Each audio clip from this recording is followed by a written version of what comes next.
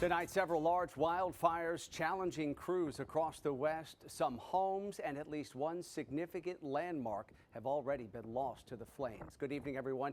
Welcome to West Coast Wrap. I'm Alex Savage. From the Pacific Northwest to the Southwest, fires are prompting evacuations in at least 4 different states tonight. We begin our coverage on the fire threat in Arizona. As Fox 10's Lauren Clark reports, the Dragon Bravo fire has already destroyed a historic lodge and several other buildings on the Grand Canyon's North Rim. I want to show you just how serious this fire is. Standing on this side of the south rim of the Grand Canyon, this part of the canyon looks fine and clear, but move over just a little bit. You can see a site that normally shows just how vast the Grand Canyon is, shows just how vast all of this smoke has become. It's just sad to see that it's happening and to see all this smoke. You know, the fire, seeing the smoke, seeing the pictures that we've seen from last night, it's terrible. I've been here 6 years ago and I don't remember being like this, so it's pretty sad to see it. Tourists from around the world looking sadly on what is normally one of the grandest views on the entire globe. We were going to stay actually the night that the fire started over there. And it's just heartbreaking. We've been there many times, and just to see all the flames, just gosh, it's really heartbreaking. I can't believe that there's all the fires that are still going on. You know, we've heard that they're still being put out even to today. Disappointing because the haziness, but also we have pictures of the sunset that you may never ever see again. The south rim of the Grand Canyon engulfed with smoke, the sign of the fast-moving Dragon Bravo fire. Currently at 5,716 acres, 293 personnel on the fire, 0% containment. Stefan Lasky with the Southwest Area Incident Command says fire crews are working around the clock to put the fire out. Very clear, we're in an aggressive firefight. We had booked 3 days at the north rim of the Grand Canyon in the cabins right there. Karen Carney from Georgia came up to the Grand Canyon to relive the same trip she took when she was 12 with her 12-year-old son. The highlight, the iconic North Rim Lodge. It wasn't overcrowded with people. I could get seats on the back deck of the lodge and look out over the view. There were seats on the sofas inside. It was just magical. But little did she know she would be some of the last people to ever see it in its glory. Early Thursday night, she was evacuated. They could see the glow of the flames and smoke as they drove out. Now she's sad for the memories that are forever lost. It makes me very sad. I mean, like I said, it was a magical place for me. I'm glad we got to experience it. I'm sad we didn't get to finish our experience with it. Unfortunately, officials say that the North Rim side of the Grand Canyon is closed the remainder of the 2025 season. Reporting here on the south rim of the Grand Canyon, Lauren Clark, Fox 10 News. Firefighters battling Utah's Deer Creek fire captured a stunning moment on camera. Yesterday, strong winds and hot air from that fire mixed, creating a fire vortex. The Deer Creek fire began Thursday in San Juan County. It's already destroyed 5 homes and several other buildings. The fire has grown to more than 10,000 acres with no containment. Officials believe the fire was human-caused. That fire has crossed the state line into Colorado, where 3 more fires are continuing to challenge crews. The South Rim fire is Colorado's biggest threat right now. It's charred more than 3,600 acres of brush west of Colorado Springs. A lightning strike started this fire on Thursday. Strong winds rapidly spread the flames yesterday. First responders are expecting more challenges from the weather all throughout this week. Tough conditions these firefighters up against. Drought, above average temperatures really has dried out these fuels. We're seeing some pretty good fire behavior. So the next couple days we are in monsoon season, and you can expect afternoon thunderstorms creating winds that flow down through the canyon and possibly fanning these flames and causing us to see, that fire activity at night. There is no containment on this fire. Governor Jared Polis says his new disaster declaration will allow the deployment of state personnel to assist in that response.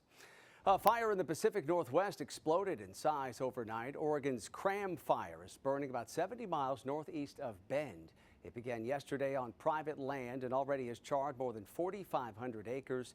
People in small communities near Willowdale have been told to evacuate. There's no containment on this fire, and crews do believe it was human-caused.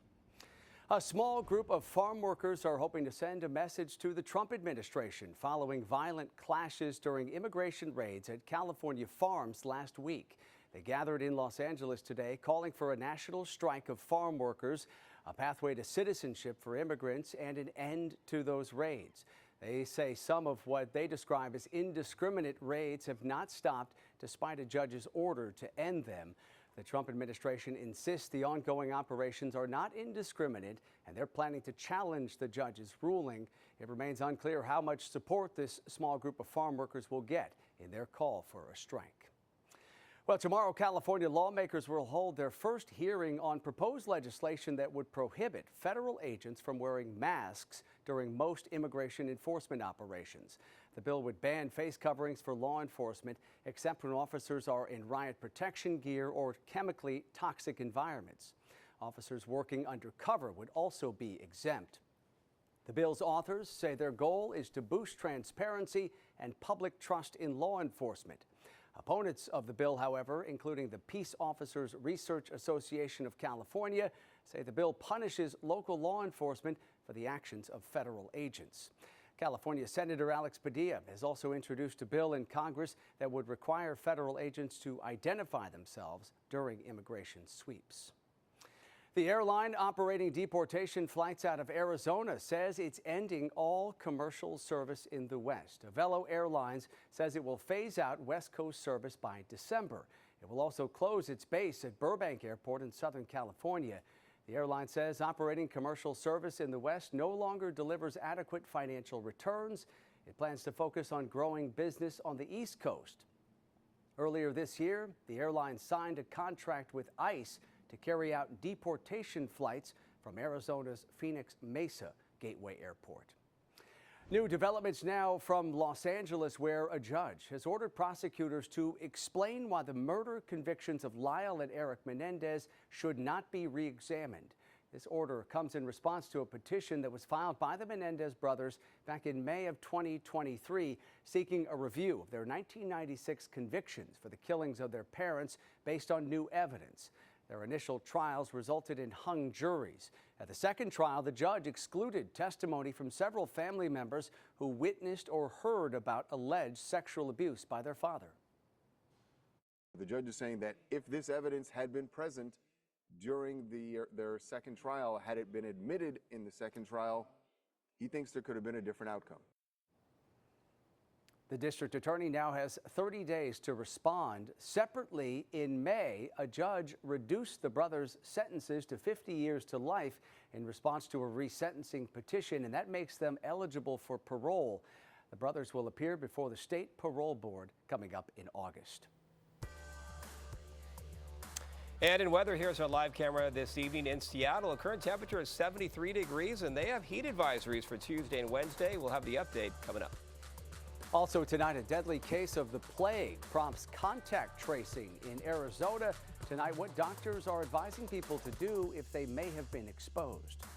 Also, a World War II veteran who just turned 100 has some advice for younger generations.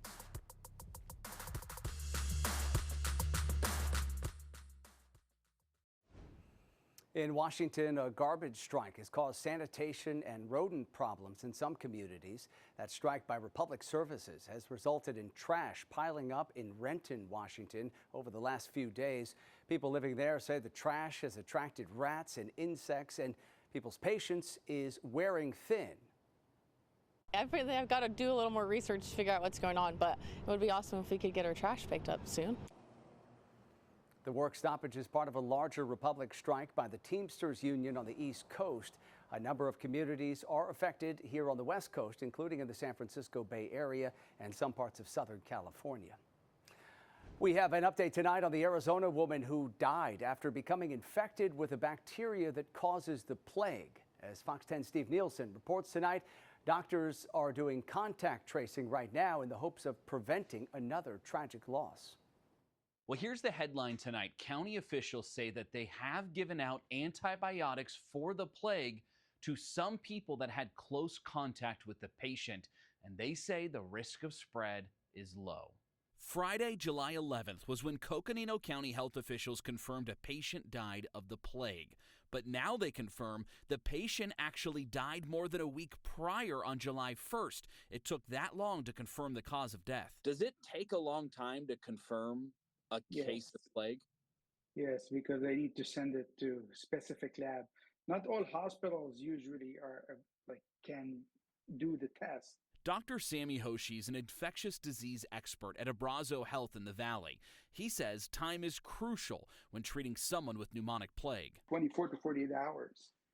So you need to react right away. What we do know, prairie dogs are not the culprit. A recent die-off of prairie dogs in the northeast Flagstaff area was unrelated, according to the Coconino County Health and Human Services. They're still investigating how it spread, though. They won't confirm the identity of the victim, but now say while they waited for the confirmation of cause of death, they took steps to control the spread. The county tells us preventative antibiotics were administered in some instances following consultation with the ADHS Bureau of Infectious Disease. It's unknown how many people received antibiotics for the plague or if any were showing symptoms. Do hospitals have plague antibiotics on hand? The good news, the antibiotics we usually treat with is available. Usually more than 99% of the hospitals, they should have the medication needed, like for treating pneumonic plague. So even though it's a very rare illness and a sickness, the way to treat it, everyone's prepared for that. Yes. Here is something we really want to stress right now. Every single expert we've talked to, and the county as well, have said the risk to the public is low. Steve Nielsen, Fox 10 News. Well, many people in Arizona started off the work week having to clear dust off of windshields and outdoor furniture, and this is why. Images posted online show a dust storm that crossed the southeast part of the state yesterday. This storm also affected some parts of New Mexico. And tonight, hot, dry, and windy conditions are a real concern all across the West. For more, let's bring in KTVU's chief meteorologist, Mark Tamayo, who is tracking that challenging mix for firefighters. Hey, Mark. Yeah, hi there, Alex. Yeah, not only heat building up, but also, as you mentioned, those winds as well, leading to an increase in the fire danger throughout the day tomorrow. Also tracking an increase in the temperatures up in the Pacific Northwest. A heat advisory, this in place for Tuesday and Wednesday. You can see these temperatures in the mid-80s all the way to the mid-90s for the next couple of days. So significant warming for this portion of the West. Take a look at the highs from this afternoon. 107 degrees in Phoenix, Palm Springs 109, Las Vegas 112 degrees. As we do move the maps up to the north, there's Redding at 104, Sacramento in the upper 90s at 99 degrees. So the inland spots definitely, the interior definitely dealing with the heat. Here's a look at the satellite and the radar, kind of the big view here. And as you can see out toward Denver, the possibility of some thunderstorms for tomorrow. Some activity kind of moving into portions of northern Arizona, extending into New Mexico, and then some thunderstorms here out toward Nevada earlier this afternoon. This was the scene today in Seattle, a high today of 78 degrees, picking up on some cloud cover out there. In the San Francisco Bay Area, some fog out toward the coast. Temperatures in the mid-60s in San Francisco. And then out in the Phoenix area, we showed you that temperature right around 107 degrees, pretty close to average. And of course, they're still talking about some heat as you would expect for this time of year in their forecast for tomorrow.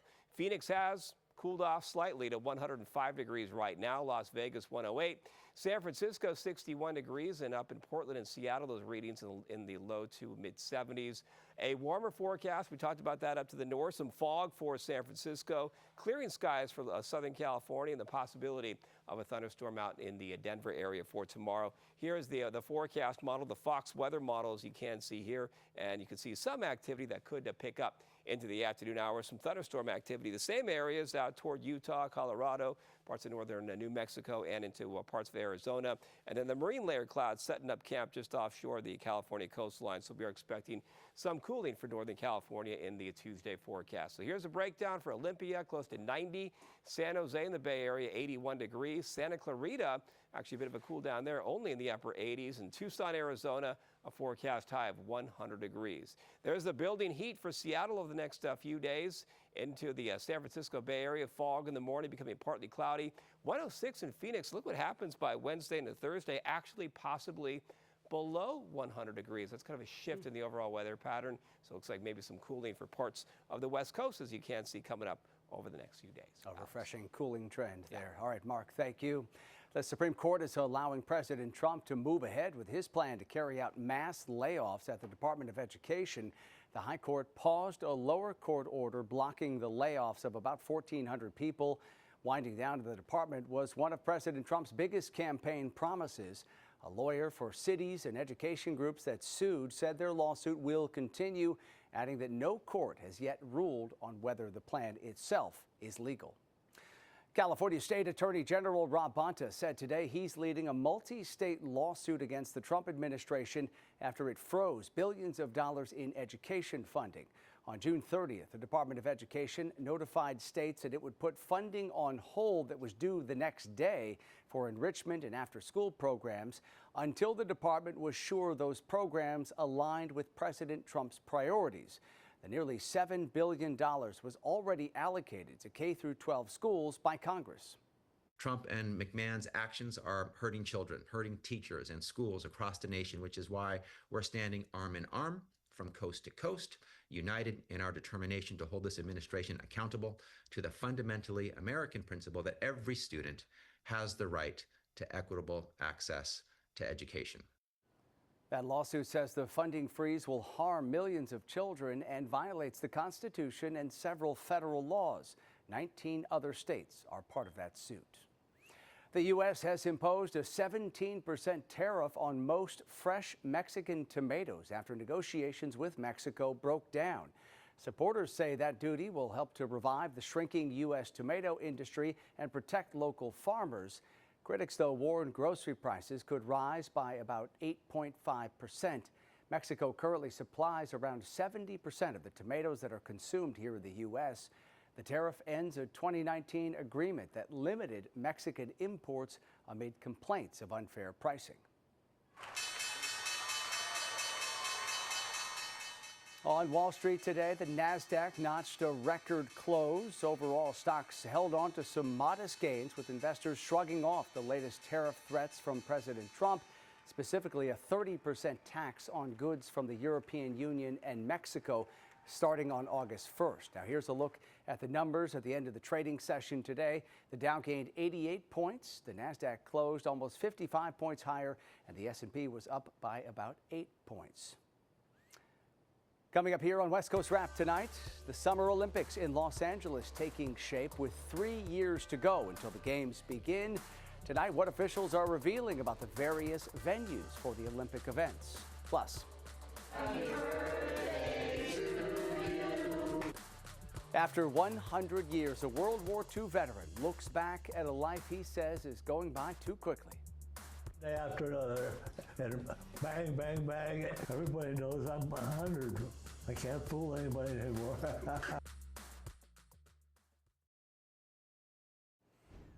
Seattle-based Starbucks is asking its employees to come back to the office more often. The company's corporate employees must now come into the office a minimum of 4 days a week. That's up from 3 days. The 4-day requirement will begin in the new fiscal year, which starts in October.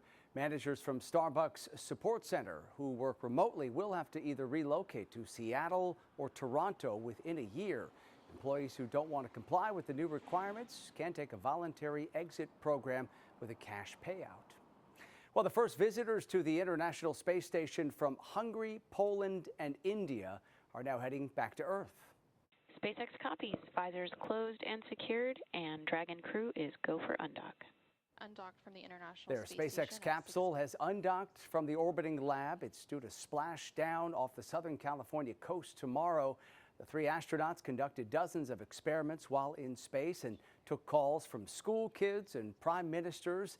Each country funded its own mission with a price tag of more than $65 million per person.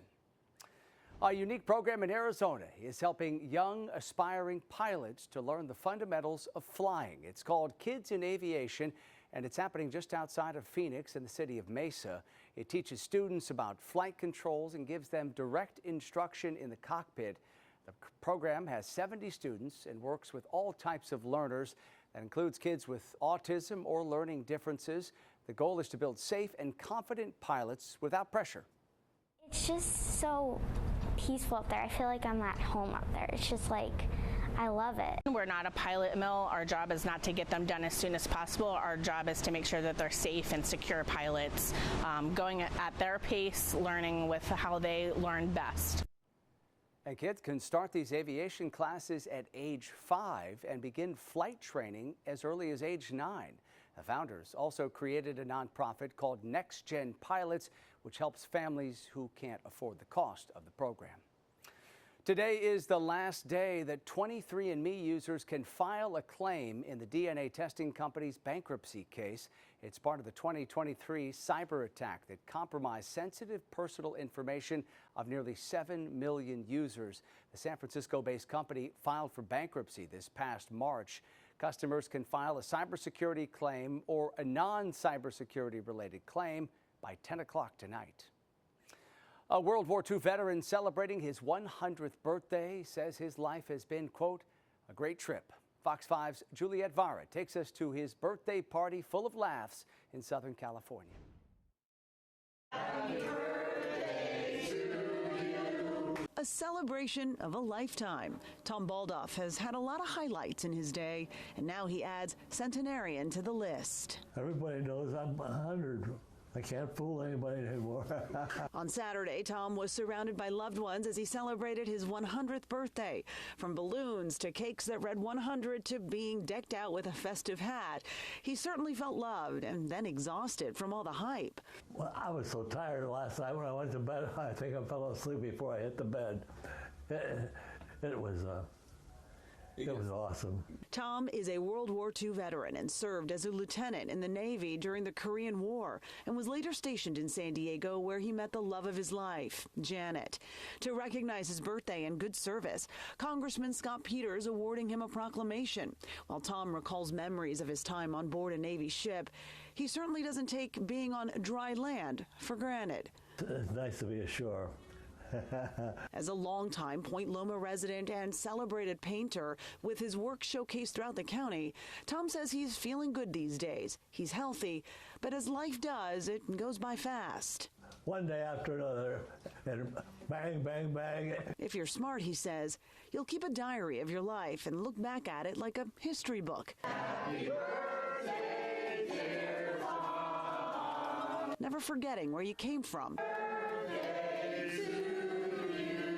And where you went. It's a great trip. I encourage you, if you have a chance, go for it. Go for 100. Juliet Vara, Fox 5 News.